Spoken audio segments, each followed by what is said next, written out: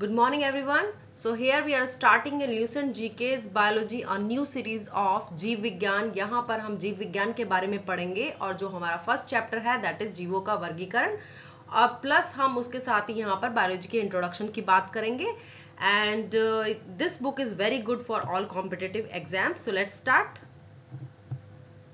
Okay, so जीव विज्ञान लिखा हुआ है। जीव विज्ञान जिसको हम इंग्लिश में बोलते हैं बायोलॉजी, यह विज्ञान की वह शाखा है जिसके अंतर्गत जीवधारियों का अध्ययन किया जाता है, राइट। तो यहाँ पर जीव विज्ञान की ऐसी शाखा है जिसके अंदर जीवधारियों यानी कि लिविंग बींग्स का अध्ययन किया जाता है, ठीक है।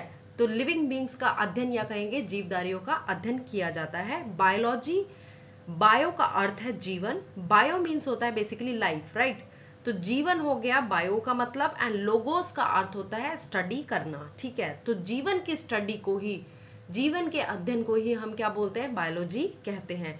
जीव विज्ञान का प्रयोग सर्वप्रथम लेमार्क एंड ट्रेविरेनस नामक वैज्ञानिकों ने 1801 में किया था। तो ये दो साइंटिस्ट थे, लेमार्क एंड ट्रेविरेनस, जिन्होंने सबसे पहले बायोलॉजी शब्द का या जीव विज्ञान शब्द का यूज किया था, राइट। नाउ जीव विज्ञान की कुछ शाखाएं, यहाँ पर कुछ शाखाओं के बारे में बताया हुआ है। तो सबसे पहले हम बात करेंगे apiculture. What is apiculture? Apiculture होता है मधुमक्खी पालन का अध्ययन, राइट। तो एपीकल्चर मीन्स हो गया कल्चरिंग ऑफ बीज, जो हनी बीज होती है, मधुमक्खी जो होती है जो शहद बनाती है, उनके अध्ययन को हम कहते हैं एपीकल्चर। सेरीकल्चर मीन्स रेशम कीट पालन का अध्ययन, जो रेशम का कीड़ा होता है उसका जो पालन किया जाता है, उसकी जो कल्चरिंग की जाती है वो सेरीकल्चर के अंडर होती है, राइट। पिसीकल्चर होता है मत्स्य पालन का अध्ययन, यानी कि जो मछली के पालने का अध्ययन होता है वो पिसीकल्चर के अंतर्गत आता है। माइकोलॉजी मीन्स होता है कवकों यानी कि फंगस का अध्ययन एंड फाइकोलॉजी होता है शैवालों का अध्ययन, ठीक है। एल्गी इज ए शैवाल, जो ग्रीन कलर की होती है कवक, वो सॉरी शैवाल जो होती है ग्रीन कलर की होती है, एल्गी जिसे कहते हैं इंग्लिश में, ठीक है, उसका अध्ययन आता है फाइकोलॉजी में। और माइकोलॉजी क्या हो गई, फंजाई का अध्ययन, ठीक है, कवकों का अध्ययन। एंथोलॉजी क्या हो गया, पुष्पों का अध्ययन। यहाँ पर क्या है, याद रखना कि ये पुष्पों का अध्ययन है, राइट। अभी आके एक टर्म आएगी जिसमें आप कंफ्यूज हो सकते हो। एंथोलॉजी होता है पुष्पों का अध्ययन, यानी कि जितने भी फ्लावर्स होते हैं उनकी स्टडी एंथोलॉजी में की जाती है। पोमोलॉजी में फलों का अध्ययन किया जाता है। ऑर्निथोलॉजी में पक्षियों का अध्ययन किया जाता है, राइट। और इसके बाद आता है इक्तियोलॉजी, जिसमें मछलियों का अध्ययन किया जाता है, राइट। मछलियों का अध्ययन किसमें होता है, इक्तियोलॉजी में। लेकिन अभी अभी हमने पढ़ा था पिसीकल्चर, जिसमें क्या होता है मत्स्य पालन, यानी कि मछली के पालने का कल्चरिंग की जाती है, बेसिकली इसमें मछलियों को पाला जाता है। लेकिन इक्तियोलॉजी की बात करेंगे तो आप बताएंगे मछलियों का अध्ययन है ये, ठीक है, this is the study of fish. Now entomology की बात करेंगे तो कीटों का अध्ययन होता है, इंसेक्टोलॉजी जिसको कहते हैं, ठीक है। इक्तियोलॉजी क्या, एंटोलॉजी क्या हो गई, यहाँ पर इंसेक्ट की स्टडी यानी कीटों का अध्ययन। डेंड्रोलॉजी इज वृक्षों एवं झाड़ियों का अध्ययन। ऑफियोलॉजी क्या हो गया, इसके अंदर स्नेक यानी सर्पों का अध्ययन किया जाता है, स्टडी की जाती है स्नेक्स की। सोरोलॉजी क्या होता है, लिजर्ड की स्टडी, राइट, यानी छिपकलियों का अध्ययन। सिल्वीकल्चर काष्ठी पेड़ों का संवर्धन, जितने भी पेड़ होते हैं उन सब का कह सकते हैं कल्चरिंग करना या उनको बड़ा करना, वो सिल्वीकल्चर के अंदर आता है। हॉर्टिकल्चर क्या होता है, उद्यान विभाग, उद्यान के जो उद्यान से रिलेटेड सारी चीजें होती है जिसमें पेड़ पौधे सभी लगाए जाते हैं उसको हम कहते हैं हॉर्टिकल्चर। फ्लोरिकल्चर में फूलों की खेती होती है। देखो अब यहाँ कंफ्यूजन नहीं करना है हमें, जो यहाँ पर देखिए फ्लोरिकल्चर मीन्स कल्चरिंग, जहाँ वर्ड आ रहा है दैट मीन यहाँ पर खेती हो रही है, उसका पालन हो रहा है, तो फूलों की खेती क्या बोलते हैं उसको, फ्लोरिकल्चर। लेकिन अगर हम बात करें यहाँ पर एंथोलॉजी की तो पुष्पों का अध्ययन है, this is the study of flower, ठीक है। तो यहाँ क्या है, स्टडी हो रही है एंथोलॉजी में, लेकिन फ्लोरिकल्चर में क्या हो रहा है, फूलों की खेती हो रही है, ठीक है। नाउ नेक्स्ट इज जीव विज्ञान का क्रमबद्ध ज्ञान के रूप में विकास। प्रसिद्ध ग्रीक दार्शनिक अरिस्टोटल, राइट, इसको हिंदी में कहते हैं अरस्तु। अरस्तु जो थे उन्होंने सबसे पहले जीव विज्ञान की क्रमबद्ध स्टडी की थी। उन्होंने इसके स्टडी को एक बुक में भी छापा था और इस काल में हुआ था, ठीक है, 384 टू ये आप इसको चेक कर लीजिए कौन से बीसी में हुआ था, इस काल में हुआ था। उन्होंने ही सर्वप्रथम पौधों एवं जंतुओं के जीवन के विभिन्न पक्षों के विषय में अपने विचार प्रकट किए थे। इन्होंने सबसे पहले बताया था कि ये प्लांट्स हैं और ये एनिमल्स हैं, और उनके जीवन से रिलेटेड जो भी बातें हैं, उनकी जो इंपॉर्टेंट चीजें हैं, उन सभी के बारे में उन्होंने अध्ययन किया था। इसलिए अरस्टोटल को या अरस्तु को हम जीव विज्ञान का जनक कहते हैं, यानी कि फादर ऑफ बायोलॉजी कहते हैं। इन्हें जंतु विज्ञान का जनक भी कहा जाता है। देखिए यहाँ पर हमें जो मेन इंपॉर्टेंट बात याद रखनी है इस वाले पैराग्राफ में, वो ये है कि जो फादर ऑफ बायोलॉजी है, यानी विज्ञान के जो जनक है, वो कौन है? अरिस्टोटल है।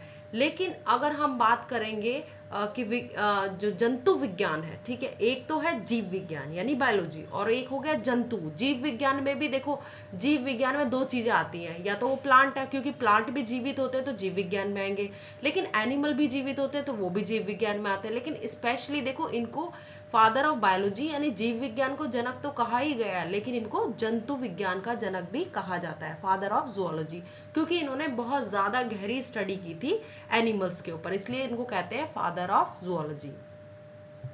नाउ कम टू द जीवधारियों का वर्गीकरण, यानी कि क्लासिफिकेशन ऑफ एनिमल। ठीक है, अब हम क्लासिफिकेशन पे चलते हैं, जो कि हमारा फर्स्ट चैप्टर है इस बुक का। अरस्तु द्वारा समस्त जीवों के दो समूह में विभाजित किया गया, जंतु समूह एवं वनस्पति समूह।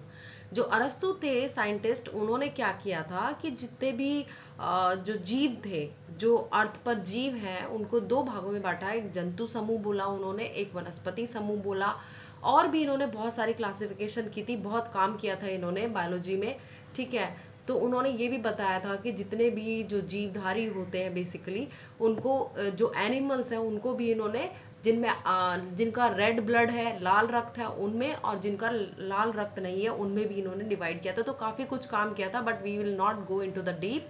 हम ज्यादा डीप में नहीं जाने वाले हैं, और हम जस्ट एक लाइन पढ़ रहे हैं यहाँ। अरस्तु द्वारा समस्त जीवों के दो समूह में विभाजित किया गया, जंतु एवं वनस्पति समूह।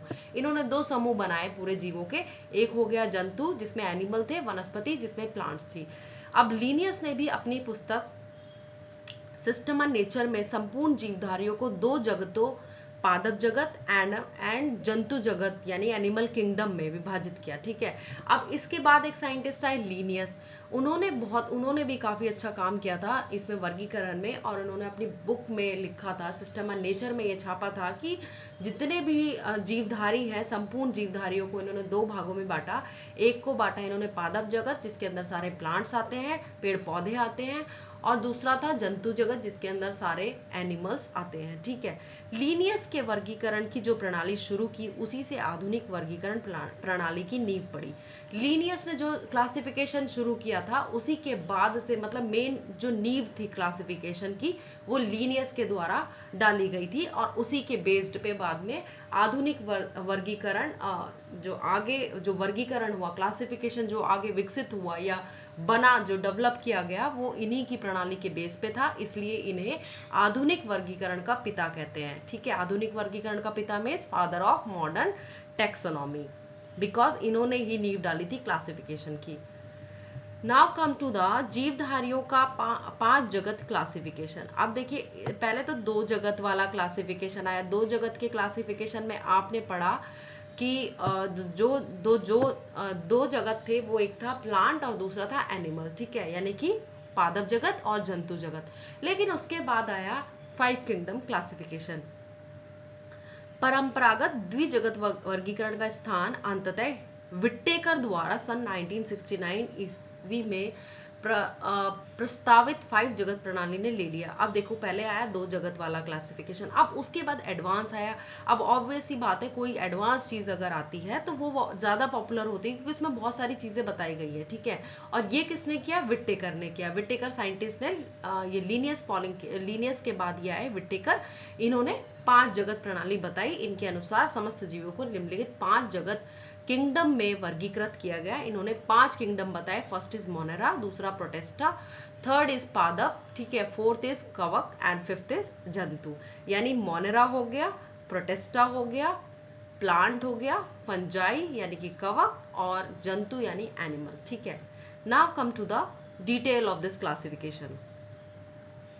First is Monera. मोनेरा में क्या किया गया, बेसिकली जितने भी प्रोकैरियोट्स थे, प्रोकैरियोटिक कंटेनिंग सेल्स थे, या हम कहेंगे प्रोकैरियोटिक जीव जो होते हैं, यानी कि जीवाणु, जितने भी बैक्टीरिया हो गए, जीवाणु मीन्स होता है बैक्टीरिया, साइनोबैक्टीरिया तथा आर्की बैक्टीरिया, ये तीन है इसमें। देखो, एक तो होता है नॉर्मल हम कहेंगे बैक्टीरिया यानी कि जीवाणु, दूसरा होता है साइनोबैक्टीरिया और तीसरा होता है आर्की बैक्टीरिया। ठीक है, तो ये सारे बैक्टीरिया ही हैं, ये सभी किस में आते हैं, मोनेरा में आते हैं। इनके अंदर क्या होता है, बेसिकली प्रोकैरियोटिक सेल्स के बने होते हैं, यानी कि जो इनकी सेल होती है वो कम विकसित होती है। अब यूकैरियोटिक सेल्स जब हम बोलेंगे तो उसका मतलब है बहुत एडवांस यानी डेवलप्ड सेल। ठीक है, तो मोनेरा क्या हो गया, बेसिकली ऐसा किंगडम या ऐसा जगत जिसके अंदर प्रोकैरियोटिक सेल्स है, यूनिसेलुलर सेल्स है, उसमें एक कोशिकीय जीव होते हैं और प्लस प्रोकैरियोटिक सेल्स होती है। Right, now come to the Protista. Protista की बात करेंगे नेक्स्ट। इस जगत में विविध प्रकार के एक कोशिकीय यानी कि एक कोशिका रखने वाले जीव, प्राय जलीय, एक्वेटिक यानी कि जलीय, पानी में पाए जाने वाले यूकैरियोटिक जीव सम्मिलित किए गए हैं। ठीक है, इसके अंदर एक कोशिकी वाले जीव होते हैं पहले तो, दूसरा ये पानी में रहते हैं, तीसरा ये यूकैरियोटिक जीव है। देखिए, इनकी जो सेल है वो मोनेरा वाले से एडवांस सेल है। ठीक है, पहले होती है जब अंडर डेवलप सेल हम कहेंगे, या लेस एडवांस सेल्स कौन सी होगी, प्रोकैरियोटिक, जो पहले आई। ठीक है, बाद में विकास होता गया और उसके बाद कौन सी सेल आई, यूकैरियोटिक सेल आई। तो बेसिकली प्रोटिस्टा में यूकैरियोटिक जीव को सम्मिलित किया गया है, एंड पादप एवं जंतु के बीच स्थित यूग्लिना इसी जगत में है।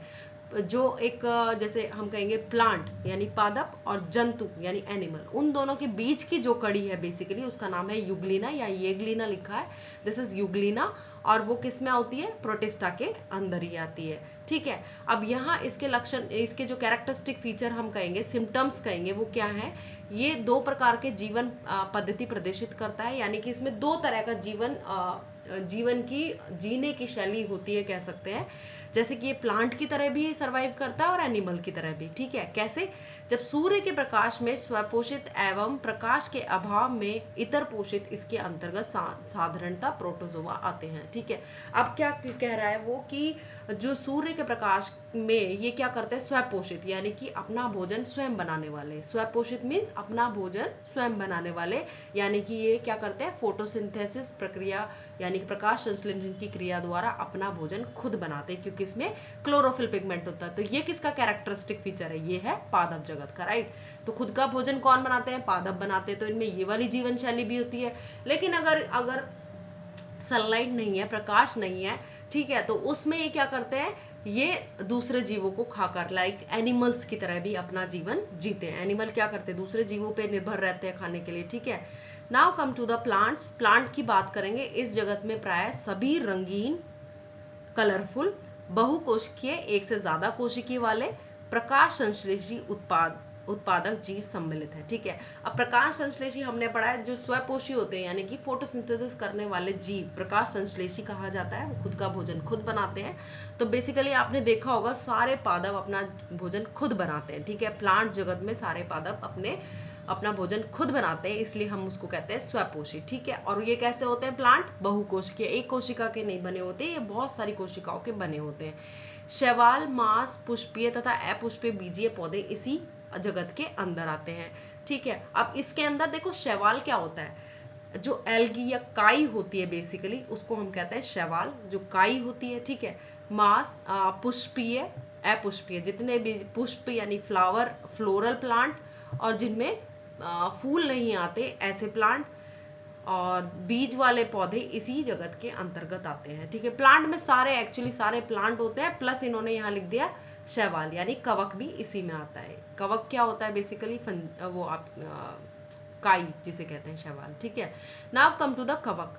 फंजाई की बात करेंगे। कवक जिसे कहा जाता है, इस जगत में वे यूकैरियोटिक तथा परपोषित जीवधारी सम्मिलित है। अब कह रहे हैं कि इसमें कवक क्या होते हैं, यूकैरियोटिक, यानी कि इसकी भी सेल बहुत एडवांस है कवक की, लेकिन परपोषित यानी खुद स्वपोषित नहीं है, खुद का खाना खुद नहीं बनाते, दूसरों पर निर्भर रहते हैं। ठीक है, जिनमें अवशोषण द्वारा पोषण होता है। ये क्या करते हैं, बेसिकली अवशोषित करते हैं दूसरे जो न्यूट्रिएंट, जैसे कोई मरे गले कह सकते हो, कोई डेड फूड है, जैसे आपने देखा होगा कि ब्रेड अगर 2-3-4 दिन आप छोड़ देते हो बाहर तो और फ्रिज में नहीं होती है तो उसमें फंगस लग जाती है वाइट कलर की, ठीक है। तो ऐसे ही रोटी में होता है, या बहुत सारी आपकी खाने पीने की चीजें हैं, या कोई सड़ गई है, कोई चीज सब्जी सड़ गई है, या उसमें भी ये लग जाती है फंजाई, ठीक है। तो बेसिकली ये क्या करते हैं, अवशोषित करते हैं। ये चल के तो खाते नहीं है उस खाने को, ये क्या करते हैं, अवशोषण करते हैं उसका डायरेक्टली न्यूट्रिशंस का, ठीक है। तो वहां से लेते हैं ये खाने, ठीक है। ये परजीवी अथवा मृतोपजीवी होते हैं, ये परजीवी होते हैं अथवा मृतोपजीवी होते हैं। ये परजीवी मीन्स ये दूसरों पर डिपेंड करते हैं। परजीवी का मतलब जैसे जो पैरासाइट होते हैं ना, उनको कहते हैं परजीवी, कि दूसरों पर निर्भर रहने वाले, अपना भोजन खुद नहीं बनाने वाले। इसकी कोशिका भित्ति काइटिन नामक जटिल शर्करा की बनी होती है। इंपॉर्टेंट बात यहाँ ये है कि जिसकी सेल वॉल जिसे कहते हैं, कोशिका भित्ति जो आउटर मोस्ट कवरिंग होती है सेल की, उसके वो किसकी बनी होती है, सेल वॉल काइटिन की बनी होती है। ये हमें इंपॉर्टेंट यहाँ पे नाम याद रखना है, क्वेश्चन पूछा जाता है। Now come to the animals. Animals की बात करेंगे। इस जगत में सभी बहुकोशिकीय जंतु संभोजी होलोजोइक यूकैरियोटिक, होलोजोइक में सारा जो खाना खा लेते हैं, ठीक है, अपने अंदर मुंह में ले जाते हैं, होलोजोइक होते हैं। बहुकोशिकीय बहुत ज्यादा कोशिका यानी एक से अधिक कोशिका के बने होते हैं। जंतु संभोजी ये खाना मतलब अपने खाने के लिए प्लांट्स पे निर्भर रहते हैं। उपभोक्ता जीव सम्मिलित किए जाते हैं, इनको मेटाजोआ भी कहते हैं, ठीक है। और इनमें आता है हाइड्रा, हाइड्रा आता है एक तो, ठीक है। सिलेंट्रेट जो ग्रुप होता है उस वाले एनिमल है ये, हाइड्रा, जेलीफिश, क्रमी, जितने भी वर्म्स हैं, स्टारफिश जिसे सितारा मछली कहते हैं, सरीसृप, सरीसृप कौन से होते हैं, रेप्टाइल्स होते हैं, सांप होते हैं, उभयचर एम्फीबियंस होते हैं, उभयचर में फ्रॉग्स आ जाते हैं, मेंढक, ठीक है, सैलामेंडर, इस तरह की चीजें आती है। पक्षी तथा स्तनधारी जीव इसी जगत के अंदर आते हैं, ठीक है। तो यहाँ पर सारे बताए हुए हैं। हाइड्रा जो सिलेंट्रेट है, जेलीफिश भी सिलेंट्रेट है, क्रमी कौन से, प्लेटेहेलमिन्थीज, एस्केहेलमिन्थीज हो गई, सितारा मछली और ये मॉलस्कन ग्रुप में आते हैं, ठीक है। सरीसृप रेप्टाइल्स में आते हैं, उभयचर एम्फीबियंस में आते हैं, ठीक है। और पक्षी जितने भी बर्ड्स हैं, जो मैमल्स हैं, स्तनधारी जीव हैं, वो सभी जंतु जगत में आते हैं जो कि अपना भोजन खुद नहीं बनाते, वो दूसरों पर निर्भर रहते हैं, ठीक है। और ये बहुकोशिकीय होते हैं। वर्गीकरण की आधारभूत इकाई जाति। वर्गीकरण की आधारभूत इकाई क्या है, स्पीशीज, जिसको हम कहते हैं जाति। जीवों के नाम की द्विनाम पद्धति 1753 ईस्वी में कैरोलस लीनियस नामक वैज्ञानिक, जिनके वर्गीकी का जनदाता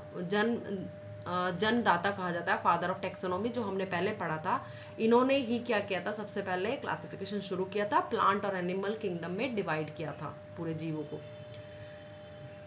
ने जीवों की द्विनाम पद्धति को प्रचलित किया। इन्होंने ही द्विनाम पद्धति यानी कि एक जीव के दो नाम है, ठीक है। दो नाम कैसे,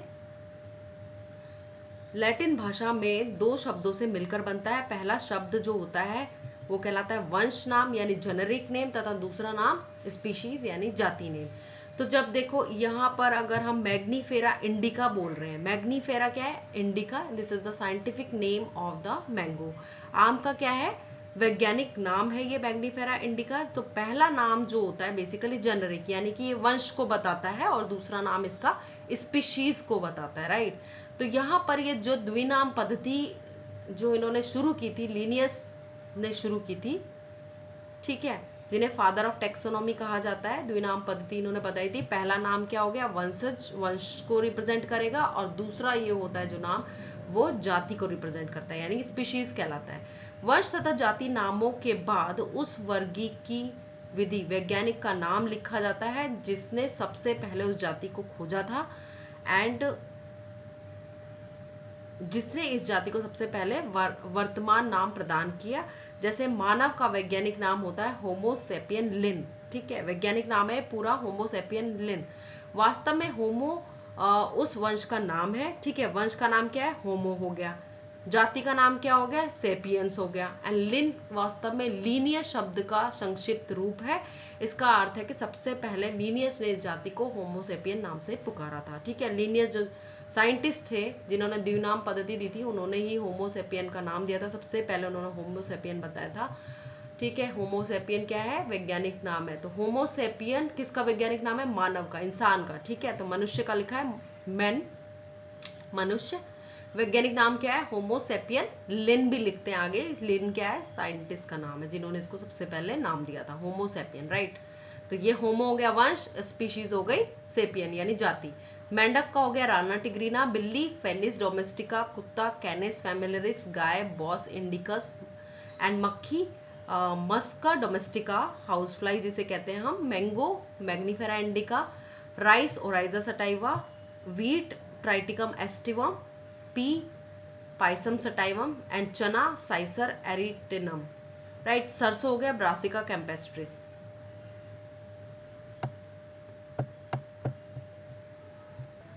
So this is end of our first chapter, that is classification, and in next slide we will do कोशिका विभाजन। next slide में हम पढ़ेंगे कोशिका विज्ञान, right।